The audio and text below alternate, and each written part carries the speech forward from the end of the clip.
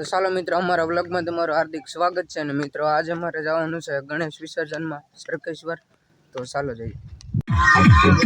અહીંયા એવા બધો ડિસ્કો કરતા હતા, આપણે ડિસ્કો કરવા છે।